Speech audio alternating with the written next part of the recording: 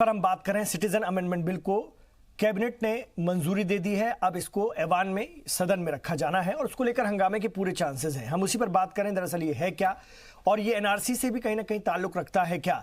यासिर जिलानी साहब हमारे साथ हैं, भारतीय जनता पार्टी के लीडर हैं। यासिर जिलानी साहब, जो सवाल परविंदर जी ने भी किया कि मुसलमानों से आप लोगों को क्या तकलीफ है, मुसलमानों को भी जोड़ लेते। एक बात आपने पहले जो दलील दी थी वो तो ठीक है, मैं समझ रहा हूं उन बातों को, फिर भी आप बहुत सारे प्रताड़ित मुसलमान भी होते हैं, ये आप कैसे साबित करेंगे या कैसे आप डिसाइड करेंगे कि जो आ रहे हैं वो प्रताड़ित नहीं है। रोहिंग्या का एक बड़ी मिसाल है, बड़ा उदाहरण है। वो सारे के सारे जो हैं आतंकवादी गतिविधियों में या फिर इस तरह की गतिविधियों में ही इन्वॉल्व रहेंगे, ये आप कैसे तय कर लेंगे। वो भी तो कहीं से प्रताड़ित, पीड़ित, परेशान होकर आ रहे हैं, मारे काटे गए हैं। बड़ा सवाल तो ये है, तो ये आप अगर उनको भी यानी मुसलमानों को भी इसमें शामिल कर लेते तो शायद किसी को कोई एतराज नहीं होता। अच्छा, एक चीज़ बताइए, आपने शायद सीएबी में जब हमारे वजीर दाखिला अमित शाह साहब बात कह रहे थे, जो उन्होंने बात कही थी उस पर शायद गौर नहीं किया है। उन्होंने क्या कहा, जो धार्मिक उत्पीड़न के शिकार के तौर पे अपने देश से हमारे देश में आएंगे उनको हम सिटीजनशिप देने जा रहे हैं, हम उनको हम इंक्लूड करने जा रहे हैं। तो धार्मिक उत्पीड़न किसकी होगी बांग्लादेश में? देश की जनता आपकी मंशा को समझ रही है जिलानी साहब। पाकिस्तान में धार्मिक दूसरा पाकिस्तान हिंदुस्तान को बनाना चाहते हैं, ऐसा संभव नहीं होगा। देश की जनता समझ रही है आपकी नीयत को। अरे सुन लीजिए भाई, सुन लीजिए, उसके बाद बोलिएगा। तो आप बताइए कि पाकिस्तान में धार्मिक उत्पीड़न अभी तक किसका हुआ, इतिहास किसके साथ है, जो वहां के माइनॉरिटी हैं। अफगानिस्तान में धार्मिक उत्पीड़न किसका होगा, जो वहां के माइनॉरिटी रह रहे हैं। वहां पे आपने देखा बामियान का केस, आपको अगर मुझे कौशिक जी के को नहीं मालूम है तो बामियान में भगवान बुद्ध की मूर्ति को किस तरीके से नेस्तनाबूद किया है, पूरे दुनिया ने देखा था और कि उसको खंडन किया गया। उसी अफगानिस्तान के एक हिस्से में इस तरह का मामला हुआ था। तो आप बताइए कि अगर ये सारी चीजें होने के बाद अगर कोई हमारे पास आता है जो एकदम क्लियर लाइन उसमें कह दी गई है कि हिंदू, जैन, पारसी, सिख अगर आते हैं तो इस कैटेगरी में वो आएंगे। मुसलमानों को इसलिए कैसे जोड़ देंगे जब वो अपने ही देश में जहां पे वो माइनॉरिटी का उत्पीड़न कर रहे हैं, वो अगर कैसे यहां आ रहे हैं, क्यों आ रहे हैं, ये एक सवाल है। ये कौशिक पर ये बताइए, अपने दिमाग ये बताइए जिलानी खोलना पड़ेगा। जिलानी साहब ये बताइए, बड़ा करना पड़ेगा, ये बताइए ये एनआरसी का ये एनआरसी से जुड़ेगा क्या?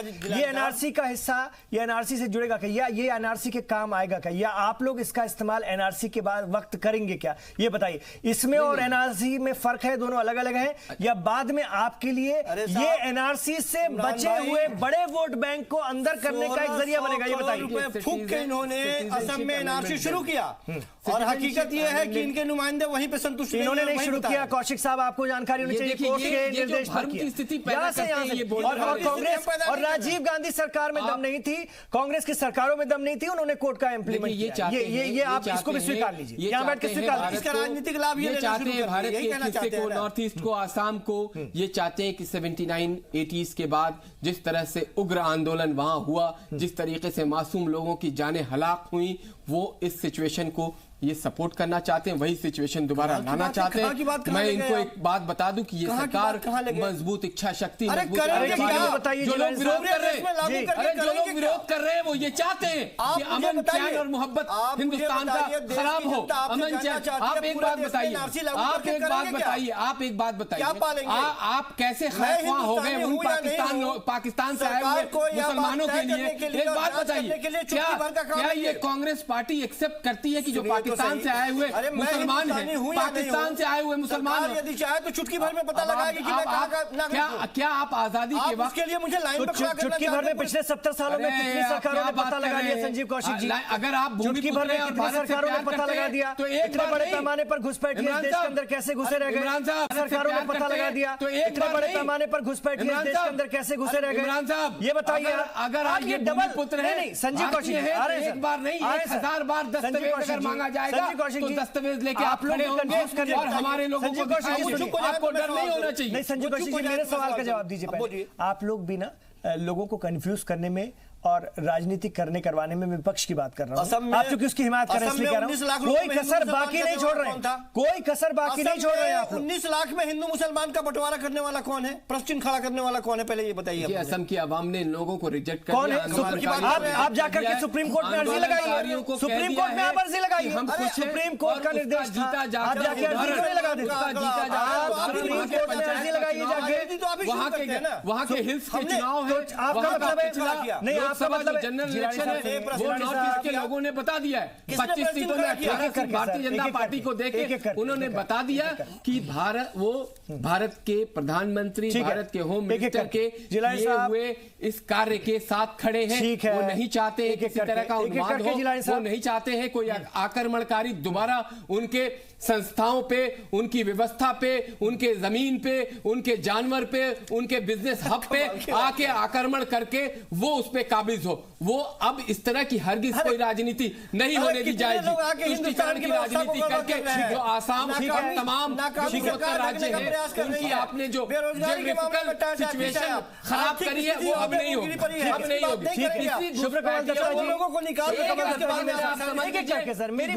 अपने समाज को तैयार मैं आप लोगों को बता दूं, मुअज़्ज़िज़ आप हजरात हैं, और सबसे बड़ी बात है कि जी सलाम की डिबेट का ये स्तर नहीं है। एक एक करके बोलिए, हमारे सुनने वाले बहुत संजीदा है। ये हिंदी चैनलों की तरह जो लड़वाने का काम होता है और 1 घंटा यूं निकल जाता है, ये हम नहीं करवाना चाहते। मैं आप लोगों से बड़ी गुजारिश करूंगा। मैं शुभ्र कमल दत्ता जी के पास आऊंगा। शुभ्र कमल दत्ता जी, ये बताइए, नागरिकता का भी, शहरियत का भी क्या कोई मजहब होता है क्या एक ऐसे देश में जहां पर सब किस्म के, सब मजहब व मिल्लत को मारने वाले लोग रहते हैं? ये क्या है? ये क्या न्याय है? ये कैसा इंसाफ है? ये कैसी सोच है? नागरिकता का बेशक कोई मजहब नहीं होता है और मजहब होना भी नहीं चाहिए। नागरिकता का धर्म से ऊपर होना चाहिए नागरिकता। पर सवाल यहाँ पे ये आता है कि सिटीजनशिप अमेंडमेंट बिल को लेके इतना बवाल किस वजह से और क्यों? मैं इतिहास के पन्ने पे ही जाके जवाब दूंगा इसका। लियाकत अली और पंडित नेहरू के बीच में जो फेमस एग्रीमेंट हुआ था, उस एग्रीमेंट के मुताबिक बंटवारा के बाद कोई भी इस पार या फिर उस पार धर्म के आधार पे अगर सताया जाता है, फिर अगर एक तरह से उनके ऊपर एट्रोसिटीज होता है, तो वो उस मुल्क की जिम्मेदारी है कि सुरक्षा दे, और अगर सुरक्षा नहीं दे पा रहे तो दूसरे मुल्क में अगर वो शरण चाहते हैं तो वहां पे शरण दिया जाए। पंडित नेहरू ने बाकायदा 1949 और 1950 दो बार संसद में, लोकसभा के प्रांगण में उन्होंने बाकायदा कहा था कि पारसी, जैन, हिंदू, सिख, ईसाई जो वेस्ट पाकिस्तान और ईस्ट पाकिस्तान में अगर सताया जाते हैं और उनके ऊपर अगर ब्रुटैलिटीज होते हैं, तो उनके पास शरण मांगने के लिए दूसरा कोई देश नहीं है, भारत है। और क्योंकि भारत से ही ताल्लुकात रखते हैं ये लोग, ये जो इंडियन सब कॉन्टिनेंट है, तो नेचुरल है कि भारत पे ही उनको शरण दिया जाएगा और उनको नागरिकता दी जाएगी। ये तो पंडित नेहरू की बात थी, ऑन रिकॉर्ड है ये बात संसद के प्रांगण में, लोकसभा में। और मेरे भाई अगर इसका विरोध करते हैं तो जरा लोकसभा सेक्रेटेरिएट में जाके वो तमाम जितने सारे डॉक्यूमेंट्स हैं वो सब लेकिन शुभ्र कमल दत्ता जी, संजीव कौशिक जी तो कह रहे हैं कि हमारे अपने लोगों का यहाँ पर हक है, आप बाहर वालों को बुला के नागरिकता दे देकर, वैसे तो यहाँ पर लोगों के पास नौकरियां नहीं है, वैसे तो यहाँ पर लोगों के पास ठीक से काम नहीं है, भरपेट खाना नहीं है, आप और बुला के नागरिकता देकर अपना वोट बैंक बढ़ा करके यहाँ पर और मुसीबत खड़ी करवाना चाहते हैं। बाहर के लोगों को बुला के नागरिकता नहीं दी जा रही है। जो लोग यहाँ पे ऑलरेडी स्थापित है, जो लोग यहाँ पे ऑलरेडी मौजूद है, उनको नागरिकता दी जा रही है और भारत सरकार का कहीं ना कहीं पे दायित्व है। संजीव कौशिक जी अगर विरोध करते हैं तो कहीं ना कहीं पे वो जो सोलम आश्वासन था पंडित नेहरू का संसद के प्रांगण में, उस आश्वासन का कहीं ना कहीं पे विरोध इसी आधार पर फिर मैं आपसे सवाल दूसरी बात यहाँ पे मुझे 5 सेकंड्स और मुझे दे दीजिएगा। इसी आधार पर मैं आपसे सवाल करता हूँ, तो फिर क्यों नहीं मुसलमानों को भी जो 5 सेकंड्स और मुझे दे दीजिए, मैं उस पे भी आ रहा हूँ। इस पैक्ट के मुताबिक ये भी था कि मेजॉरिटी कम्युनिटी मुल्क के इस पार और उस पार उनको तो धर्म के आधार पे सताया नहीं जा रहा है। तो मेजॉरिटी कम्युनिटी के लोग अगर किसी और कारणवश पॉलिटिकल असाइलम अगर मानते हैं तो उसके बारे में सरकार सोचेगी, पर धर्म के आधार पे क्योंकि उनको सताया नहीं जाता है, उनके विक्टिमाइजेशन नहीं होता है, तो इसलिए ये चीज लागू नहीं होता है। पाकिस्तान से अगर सताए हुए शिया या अहमदिया अगर यहां पर आएंगे तो क्या हम उनके लिए दूसरा प्रावधान है, उनके लिए पॉलिटिकल असाइलम वो लोग मांग सकते हैं। संयुक्त राष्ट्र के रिफ्यूजी वाला जो कॉन्सेप्ट है और जो स्टेटस है जिसके भारत और पाकिस्तान दोनों ही सिग्नेटरी है, उस हिसाब से वो लोग अप्लाई कर सकते हैं। उसके लिए दूसरा प्रावधान है, उसके लिए दूसरा विषय है। अब बात आती है कि घुसपैठी और जो जेन्युइन लोग जिनको सताया गया है, दोनों में फर्क कैसे समझे। दोनों में फर्क इसीलिए समझने की आवश्यकता है क्योंकि जो घुसपैठी है वो केवल अपने आर्थिक चीजों के चलते, वहां पे आर्थिक साधन नहीं है तो उसके चलते यहां पे आके लोगों की जमीन, लोगों की जॉब, लोगों की एम्प्लॉयमेंट, लोगों की एजुकेशन, सारी चीजों पे कहीं ना कहीं पे जबरन कब्जा कर रहे हैं। तो उनके लिए इस तरह का प्रावधान नहीं हो सकता है और ना ही उनके लिए कोई इजाजत है इस मुल्क में रहने की।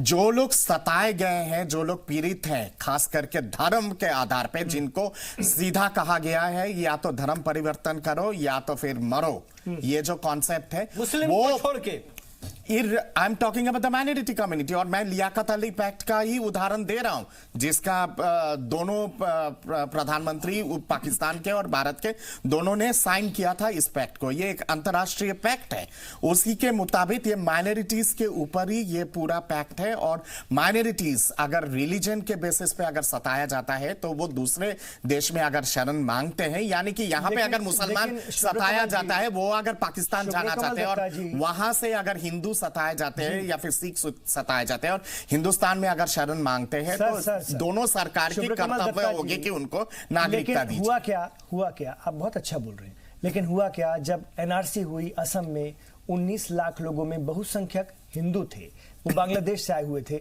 अब उनको कौन डिसाइड करेगा कि वो घुसपैठिए हैं या सताए हुए हैं? ये इसका क्या आधार है हिंदुओं के लिए? मुसलमानों के लिए तो चलिए वो आधार निकल जाए, लेकिन हिंदुओं से मेरा तात्पर्य है, मेरा मतलब है हिंदू प्लस दूसरी माइनॉरिटी के लिए, उनके लिए क्या आधार है कि वो सताए हुए हैं या घुसपैठिए? ये कैसे तय होगा? क्योंकि बड़ी तादाद में वो निकले, वो सारे के सारे सताए हुए हैं आपकी नजर में, जो सिटीजन अमेंडमेंट बिल से लीगल हो जाएंगे बाद में। नहीं, उसके लिए बेंचमार्क है। आसाम एक स्पेशल केस है, मैं उसी प्रांत से आता हूं और उस पर विस्तार से बताने की आवश्यकता है। 1972 जो आपके भारत और पाकिस्तान के बीच में जो जंग हुआ था और उसके बाद जब बांग्लादेश की स्थापना हुई तो 1972 को एक बेंचमार्क के हिसाब से रखा गया है। जो राजीव गांधी के साथ जो पैक्ट हुआ था, उस पैक्ट के मुताबिक 1972 इज अ बेंचमार्क कि 1972 तक जितने लोग आए हैं वहां से, बांग्लादेश से जो विक्टिमाइज होके आए हैं, उनको कहीं ना कहीं पे भारत में स्थापित किया जाएगा। अब मसलन यहाँ पे मसला ये भी आता है कि 1972 के बाद भी बहुत ऐसे लोग हैं जो धर्म के परिवर्तन के चलते इस तरफ आए हैं। उनके लिए क्या? उनके लिए ये जो पैक्ट है, लियाकत अली पंडित नेहरू के पैक्ट है, उस पैक्ट के क्लॉजेस के मुताबिक उनको स्थापित किया जाएगा। पर ये कहीं ना कहीं पे एक तरह से दुष्प्रचार किया जा रहा है कि उनको पूर्वोत्तर के राज्यों में स्थापित किया जाएगा। भारत सरकार ने लगातार कहा है अक्रॉस इंडिया, पूरे भारत के अलग अलग प्रांतों पे ध्यान में रखते हुए तमाम चीजों का समीक्षा करते हुए उनको स्थापित किया जाएगा। दूसरी बार सवाल कर रहा था शुभ्र कमल दत्ता जी, फिर अक्रॉस इंडिया उनको बसाया जाएगा ताकि वो बीजेपी का वोट बैंक बन सके। और वोट बैंक की बात नहीं है, उनको क्या मतलब कि आप हिंद महासागर में फेंक दिया जाए क्या मरने के लिए? आप मुझे ये जरा बताइए ना, क्या तो उनका जीने का अधिकार नहीं है? उनको अगर बांग्लादेश में, अफगानिस्तान में, पाकिस्तान में मजहब के आधार पे अगर उनको खत्म किया जा रहा है तो वो जाएंगे कहां पे? या तो यूरोप जाएंगे या तो अमेरिका जाएंगे। वो साधन उनके पास नहीं है, तो नेचुरल डेस्टिनेशन भारत है। पहली बात तो हमें ये समझनी पड़ेगी, जो ये बिल आया है ये उन लोगों के लिए है जो पहले 12 साल थे, अब 6 साल से यहाँ पे आते जाते रहे हैं और 1 साल से वो लगातार रह रहे हैं। हम उनको, वहाँ के लोगों को, यहाँ सारी माइनॉरिटीज़ को नहीं बुला रहे, क्योंकि देखिए ये जो शरणार्थी हैं और माइनॉरिटी रिलीजन में है, ये उनके लिए एक स्पेशलाइज्ड बिल लाया गया है और बाकी जो लोग हैं उनके लिए आपको नहीं लगता कि आगे जाके एनआरसी से कनेक्ट होगा या एनआरसी से फायदा देगा? देखिए अगर हम एनआरसी के अंदर कुछ लोगों को आइडेंटिफाई करते हैं जो देश के लिए घुसपैठ करते हैं या देश के लिए खतरा है, उसको क्या करेगा वो सरकार की जिम्मेवारी है, उसका लिए क्या वे आउट निकालती है। लेकिन अगर उनको वो पॉइंट आउट करना चाहती है, उनको एक लिस्ट आती है उनके हाथ में कि ये लोग जो घुसपैठ कर रहे हैं एनआरसी में हैं और उनके ऊपर क्यों आपत्ति है और राजनीतिक पार्टियों को। अगर जो अभी ये बिल आया है ये माइनॉरिटी रिलीजन के लिए आया है, इसके अंदर जो शरणार्थी हमारे देश में वैसे भी रह रहे हैं, एक उनको एक ऑप्शन दी जा रही है जो 1 साल से रह रहे हैं कि वो सिटीजनशिप के लिए अप्लाई कर सकते हैं। उसके बाद सरकार देखेगी कि इनकी क्या बैकग्राउंड है, इनके ऊपर क्या क्या अगर ये क्लीन है और यहाँ पे इनके ऊपर कोई जनरली ये भी देखेंगे कि एक पार्टी विशेष को वोट दे सकते हैं कि नहीं, ये भी देखिए। दूसरी बात ये है, मैं आपको एक बात बताता हूं, जो शरणार्थी है वो हिंदुस्तान में ही रह रहा है, वो अमेरिका नहीं जा सकता। वो बहुत ही अंतिम पंक्ति के लोग हैं, बहुत गरीब लोग हैं, जो लोग शरणार्थी के रूप में किसी दूसरे देश में आए हैं और वो अपना सारा कुछ वहां छोड़ के आए हुए हैं। जिस प्रकार से पार्टीशन के समय लोग गए थे, अपनी सारी प्रॉपर्टी छोड़ के बिल्कुल सड़क पे आ गए थे। अब मैं आपको बताता हूं, अभी पीछे पाकिस्तान से कुछ लोग आए थे जो कुंभ के मेले के बहाने यहाँ आए थे। कुंभ के उनको वीजा ही नहीं मिलता यहाँ आने का, उन्होंने कहा हम कुंभ यात्रा पे जा रहे हैं। और वो लोग वहां पे किसी ने वहां पे राजनाथ सिंह जी ने एक आर्थिक मदद 10 लाख की भी दी थी। वो किसी स्कूल में रह रहे थे, कैंपों में रह रहे थे और उनकी बड़ी दयनीय हालत थी। उन्होंने कहा जी हम यहाँ भीख मांग लेंगे लेकिन पाकिस्तान वापस नहीं जाएंगे। वो उनके अंदर बहुत बीमार लोग थे, क्योंकि मैं तो उन सारे कैंपों में भी घुमा हुआ हूं और उन लोगों ने जो वहां की इंटरनल पोजीशन बताई है कि वहां पे रहना उनका कितना मुश्किल है। इस वजह से ये बिल लाया गया। सरकार बड़े टाइम से इन चीजों को वॉच कर रही है, इन लोगों को इन लोगों की व्यथा सुनने के बाद 1955 से ये चल रहा है सारा। और कांग्रेस की विडंबना मैं समझ सकता हूं कि किस वजह से कांग्रेस अपोज कर रही है, क्योंकि तरुण गोगोई सरकार असम में जो कांग्रेस की सरकार थी और उससे पहले हितेश्वर सैकिया सरकार, उन लोगों ने बाकायदा ऑन रिकॉर्ड कहा था कि असम में एक भी घुसपैठी नहीं है। आईएमडीटी एक्ट जो एक स्पेशल एक्ट था घुसपैठियों को रोकने के लिए असम के परिपक्ष में, यही तरुण गोगोई सरकार ने उस आईएमडीटी एक्ट को खत्म करने का षड्यंत्र रचा था और खत्म किया था। सुप्रीम कोर्ट से फटकार लगने के बाद उसके बाद आईएमडीटी एक्ट को दोबारा पुनर्स्थापित किया गया और तरुण गोगोई सरकार और Tarun Gogoi as a chief minister जो चारों तरफ घूम के बोलते थे कि एक भी इलीगल इमिग्रेंट्स नहीं है असम में, वो बाकायदा एफिडेविट दिए थे सुप्रीम कोर्ट के सामने, ये कहते हुए कि हाँ अनुमानित है कि असम में लगभग 1 से लेकर 1.5 करोड़ के बीच में इलीगल इमिग्रेंट्स हैं। ठीक है, चलिए मैं आ रहा हूं सर, आपके पास आ रहा हूं और बात करते हैं इस पर। बहुत सारी चीजें साफ होनी चाहिए। हमारे नाज़रीन लगातार इस प्रोग्राम को देख रहे हैं, कमेंट भी कर रहे हैं। तो शहरियत का मजहबी रंग, इसी पर हम बात कर रहे हैं। सिटीजन अमेंडमेंट बिल जो कि कैबिनेट ने तो मंजूर कर दिया है, आगे ये अब ऐवान में जाएगा, सदन में इसमें बहस होगी। अपोजिशन पार्टियां इसको लेकर बरहम हैं, कुछ उनके सवालात हैं, उसी पर हम चर्चा कर रहे हैं, बात कर रहे हैं। और एनआरसी से कैसे कनेक्ट होगा उस पर बात करें, क्योंकि सभी को ये लगता है कि कहीं ना कहीं एनआरसी का मददगार बनेगा। यासिर जिलानी साहब, आप चाहे झुठला दें इस बात को, चाहे इधर उधर से कुछ तर्क ले आएं, मेरे सवालों को वहां से यहां घुमा दें, लेकिन सच्चाई ये है कि आपने एक बड़े वर्ग को नजरअंदाज किया इस हुकूमत ने। अगर उसको भी शामिल कर लेते तो ये बहस का मौजू ही नहीं रहता। बाकी सारे लोगों का भी वैसे ही भला होना है और सताए हुए अगर उस वर्ग के लोग भी आते हैं तो उनका भी वैसे ही भला हो जाता। नियत क्या है आपकी? मेरे नाज़रीन भी पूछ रहे हैं, देखिए बहुत सारे लोग आ रहे हैं कि आपकी नियत पे उनको शक है, मतलब आपकी पार्टी की। देखिए, मैं जो लोग नियत पे शक कर रहे हैं या जो लोग सवाल कर रहे हैं, वो एक बार आसाम के बॉर्डर के शहर पे जरूर जाएं देखें, क्योंकि अभी जो हमारा मॉडल है वो आसाम है। आसाम के लोग आपसे सवाल पूछ रहे हैं। हाँ, तो उनको ही बता रहा हूँ। आप सवाल देखिए, आप तो टीवी पे बैठे हैं, मैं आज सुबह आया हूँ उसी बारपेटा, ढुबरी, कोकराझार, तमाम बॉर्डर के उन शहरों से होते हुए आज मॉर्निंग में आया हूँ। ये जो लोग बैठे हुए इनसे मैंने रूबरू होके 1-to-1 बात करी है, इनको समझाया है, इनको घबराने की जरूरत नहीं है, सरकार जो काम कर रही है। और जो भी मैं बार बार जो भूमि पुत्रों की बात करता हूँ, जो भूमि पुत्र हैं उनको घबराने की जरूरत नहीं है। और भूमि पुत्रों को एक बार नहीं 1000 बार भी अगर दस्तावेज की बात की जाएगी, पूछी जाएगी, तो वो दिखाएंगे, वो खुश होकर दिखाएंगे। क्यों दिखाएंगे मैं आपको बताऊं। इमरान भाई, एजेंडा समझिए सवाल का, एजेंडा बिल्कुल क्लियर है।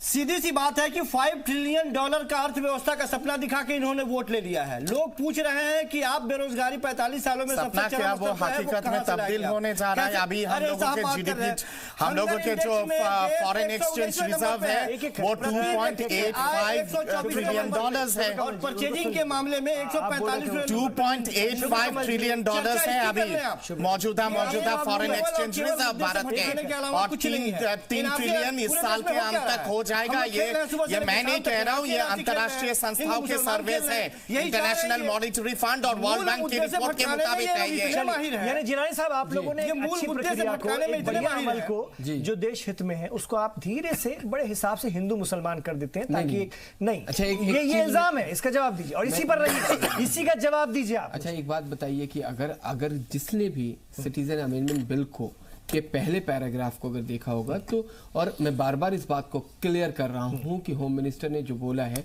उसमें धार्मिक उत्पीड़न आप समझ लीजिए। संविधान में धार्मिक आधार पे इस तरह से कुछ है डिफिनेशन? संविधान में धार्मिक आधार पर कोई व्यवस्था? फिर आपको तो आर्टिकल 14 में भी तरमीम करनी पड़ेगी होगा ना। समानता का अधिकार जो है आपको अफगानिस्तान के आपको बांग्लादेश के आर्टिकल को देखना होगा, वहाँ के आईन पे भी तो आपको गौर फरमाना होगा ना, वहाँ के आईन में क्या लिखा। आपने इनके सवाल का जवाब नहीं दिया। कांग्रेस पार्टी नेहरू लियाकत अली पैक्ट को टुकड़ा टुकड़ा करके फेंक देना फाड़ के, और कांग्रेस पार्टी बोले कि नेहरू ने गलती किया था, पंडित नेहरू संभव है? बोल सकता है कांग्रेस पार्टी ये बात कि संसद के अंदर जो बयान पंडित नेहरू जी का था वो गलत था, वो सही नहीं था, और लियाकत अली नेहरू पैक्ट को हम लोग मानते नहीं है। कांग्रेस पार्टी इस चीज को ऑन रिकॉर्ड बोल सकती है ये बात। आपके पास सर आऊंगा, आपके पास आऊंगा।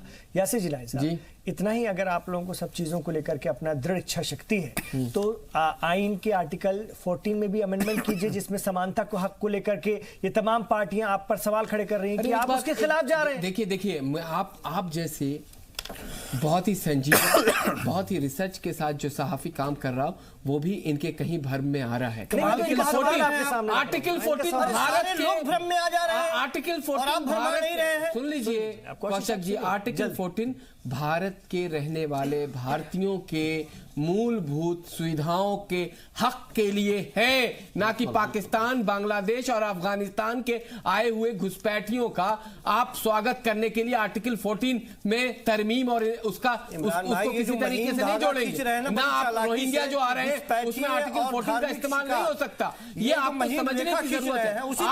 आपको बेसिक चीजों को समझ नहीं आती। अगर बेसिक चीजें आपको समझ में नहीं आती तो आप हिंदू मुसलमान खेलते रहेंगे कौशिक जी। आपको ये समझ में नहीं आता, ये आपको समझ में नहीं आता कि संसाधनें जो है सीमित हो रही हैं। आपको ये समझ में नहीं आ रहा है कि जो हमारी जनसंख्या है वो विस्फोट की स्थिति में है, तो आप विरोध करेंगे। देखिए बेहद आपके जो सवाल आ रहे हैं मैं उनका जवाब देना चाह रहा हूं, लेकिन कौशिक जी बीच में बोल के उन तक आवाज पहुंचाने नहीं दे रहे हैं।